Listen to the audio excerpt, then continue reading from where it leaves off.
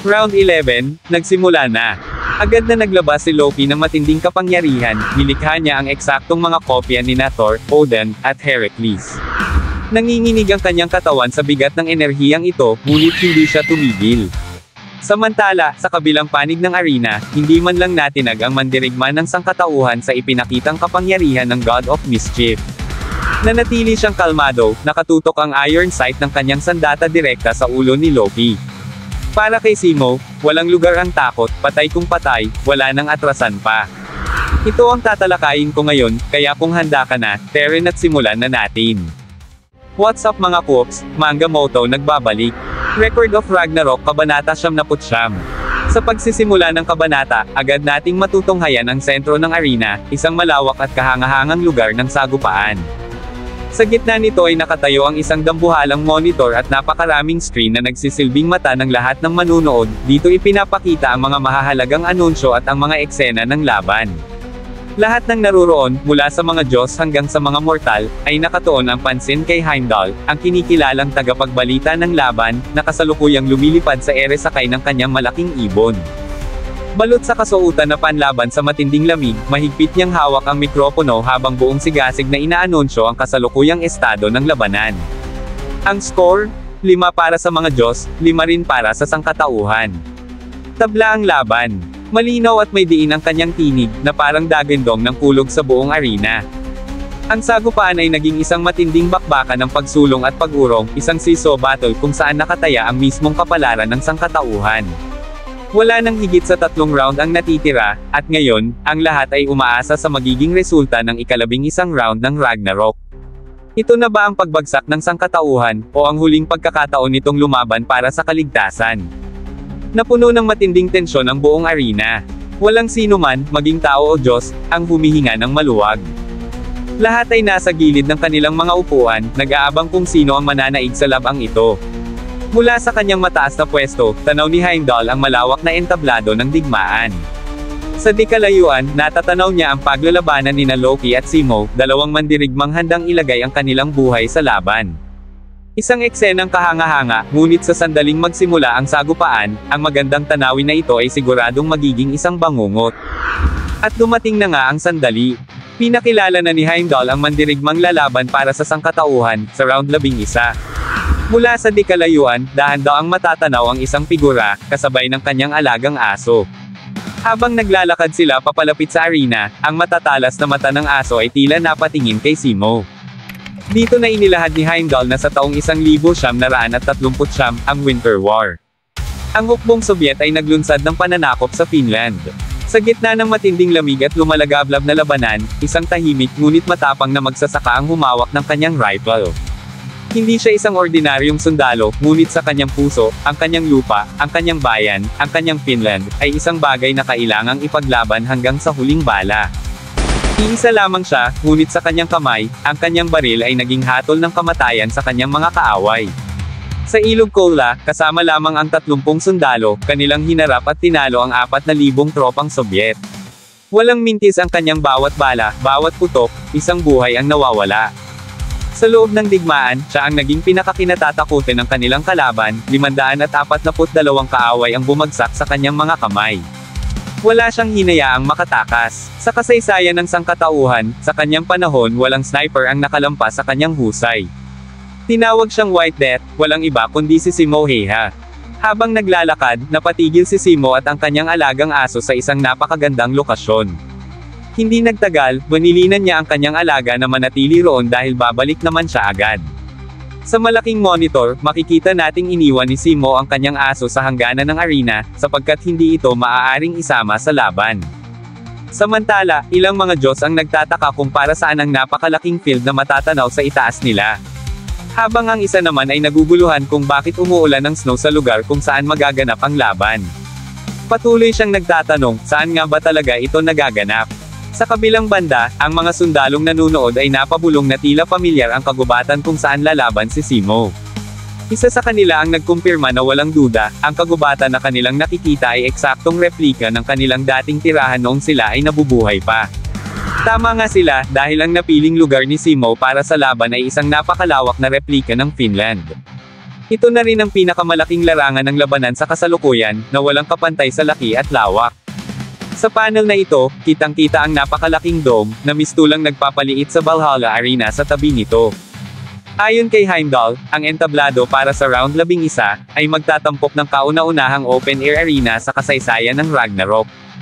Sa loob ng dome na ito, nabuo ang isang mundo na ganap na hiwalay at ligtas mula sa anumang impluwensya ng labas. Sa madaling sabi, walang sino mang makakapasok o makakalabas sa loob ng dome. Kahit ang matinding klima, tulad ng bagyo, ulan, at nyebe, ay nilikha sa loob ng arena gamit ang kapangyarihan ng mga Diyos. Ito ay isang lugar kung saan ang lahat ng elemento ng kalikasan, mula sa hangin, ulan, at araw, ay ganap na kontrolado upang magbigay ng isang kakaibang karanasan sa mga manunood at mandirigma. Ang katibayan ng paliwanag ni Heimdall ay ipinakita sa pamamagitan ng malinaw na pagkakaiba ng panahon, habang umuulan ng snow sa loob ng dome, maaraw naman sa labas nito. Samantala, ang bawat kaganapan sa labanan ay mabibidyohan ng mechanical na ibon, na siyang magpapadala ng live footage sa napakalaki at maraming screen monitor sa Valhalla Arena. Upang masigurong maririnig naman ang bawat tunog ng laban, nag-install din sila ng high-precision microphone sa mga hayop na naruroon. Dahil dito, ang bawat eksena ay mapapanood at mapapakinggan ng buo na parang nasa sinehan ang dating. Samantala, isang napakagandang musika ang maririnig mula sa isang cabin, hudyat ng opisyal na pagpapakilala ni Heimdall sa susunod na Diyos na lalaban. Agad na nakilala ng mga manunood ang tugtugin, ang Ride of the Valkyries ni Richard Wagner, isang obra maestra na kilalang kilala sa buong mundo.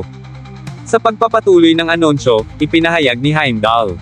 Narito ang pinakamasama at pinakatusong Diyos sa buong Norse pantheon, ang mandiraya ng mga Diyos, ang manunukso, ang traidor. Sa bawat kilos niya, kasinungalingan ang kanyang sandata, at pagkawasak ang kanyang hatid. Ang nais niya ay kaguluhan, at ang kanyang dulot ay ang pagkawasak ng mundo. Habang pinatutugtog ang musika, napasayaw si Loki na para bang wala ng bukas. At sa wakas, ayon kay Heimdall, ang mailap at misteryosong payaso ng hukuman ay inalis na ang kanyang belo at nagpakita na sa harap ng lahat. Narito na ang hari ng panlilinlang, ang pinakamapanlinlang at pinakakinatatakutan sa kalangitan, si Loki. Napansin ni Aphrodite ang mapang-akit na sayaw ni Loki at labis niya itong nagustuhan. Sa kabilang banda, si Shiva ay diretsahang nagpahayag ng kanyang pagkadismaya, hindi niya nagustuhan ang ipinakitang sayaw ng Diyos ng panlilinlang. Samantala, si Brunhilde ay hindi inalis ang kanyang tingin sa nakangiting si Loki, worry inaaral ang bawat galaw nito. Habang patuloy ang palabas, iba't iba ang naging reaksyon ng mga Diyos na nanunood.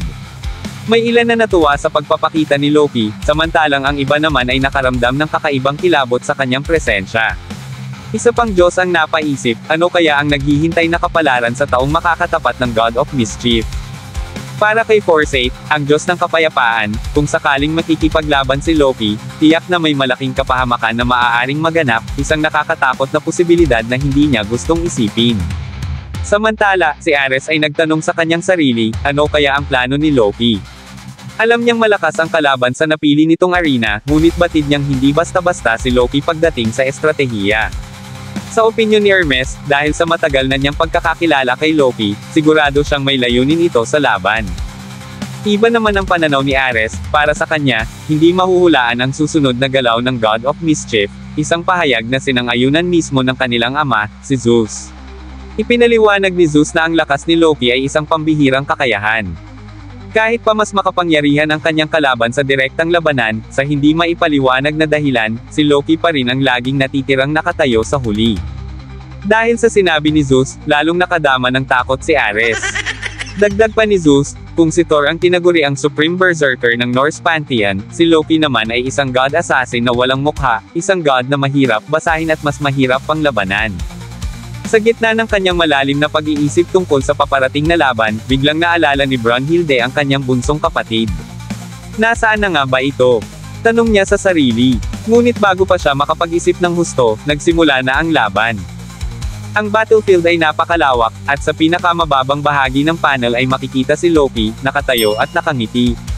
Samantala, sa isang tagong bahagi, handa na si Simoheha, tahimik na nag-aabang at inyaasinta na si Loki gamit ang kanyang rifle. Sa napakalayong distansya, si Loki ay mistulang isang maliit na tuldok lamang sa iron sight ni Simo. Ngunit sa isang hindi inaasahang kilos, biglang inilabas ni Loki ang isang megaphone, parehong-pareho sa gamit ni Heimdall. Patuloy siyang naglakad ng walang pag-aalinlangan, tila hindi iniintindi ang posibilidad na tamaan siya ng bala.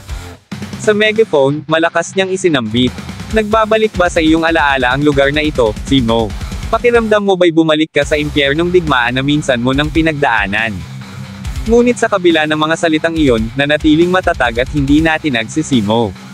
Hindi niya hinayaang maapektuhan siya ng mga panunukso ni Loki, nakatuon lamang siya sa kanyang target. Dito na inihagis ni Loki ang megaphone, at kasabay nito, isang maitim na aura ang lumabas mula sa kanyang kamay. Sa kumpiyansa niyang tinig, binitiwan niya ang mga salitang, "Hindi mo na kailangang mag-alala, Zemo, matatapos din ang laban na ito sa lalong madaling panahon." Naguluhan ang mga nanunood. Ano nga ba ang maitim na hamog na bumalot kay Loki? Puno ng pagtataka, natanong ni Heimdall sa sarili, nilamon na ba ng kadiliman si Loki? Hindi nagtagal, 4 na figura ang unti-unting lumitaw mula sa makapal na usok. At nang tuluyang lumisan ang maitim na usok, bumungad sa lahat ang isang nakagugulat na eksena, isang dambuhalang maso, isang paa na may suot na sandalyas, at isang pamilyar na mukha. Naging balang lahat. Sa tabi ni Loki, lumitaw sina Thor, Odin, at Heracles, 3 makapangyarihang Diyos. Isa itong nakakikilabot na tanawin, isang eksena na kahit sino ay hindi gugustuhing kalabanan ng mag-isa. Napamulagat si Jack the Ripper, nagulat ang mga Diyos ng Griego, at maging si Brunhilde ay hindi makapaniwala sa ginawang estratehiya ni Loki. Hindi lamang ang mga kilalang tao at gods ang nagulantang, kundi pati na rin ang buong madla. Sa hindi inaasahang pagkakataon, seryosong humingi ng kapatawaran si Loki kay Brunhilde. Sa loob-loob niya, hindi siya maaaring mamatay sa laban na ito, kung may dapat maglaho, si Brunhilde iyon. Habang nanginginig ang kanyang mga kamay, inihanda ni Loki ang sarili sa isang matinding pag-atake. Samantala, nanatili pa ring nakikiramdam si Simoheha, pinagmamasdan ang bawat galaw ni Loki. At sa isang iglap, sabay-sabay lumusob sina Heracles, Odin, at Thor, patungo sa kinaroroonan ng mandirigma ng sangkatauhan. At dito na nagtapos, alam kong bitin ka sa kwentuhan natin, kaya sorry na agad. Shoutout po muna kina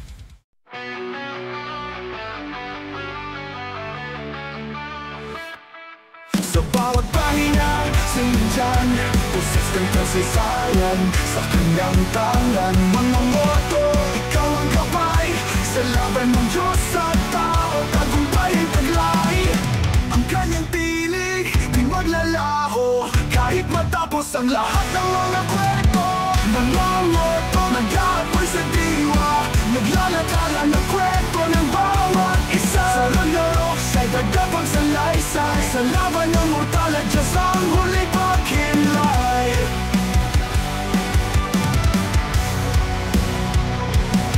Sa bawat pahina, siya'y nandyan, puses ng kasaysayan, sa kanyang tangan. Mga moto, ikaw ang gabay, sa laban ng Diyos at tao, tagumpay ay taglay. Ang kanyang tinig, di maglalaho.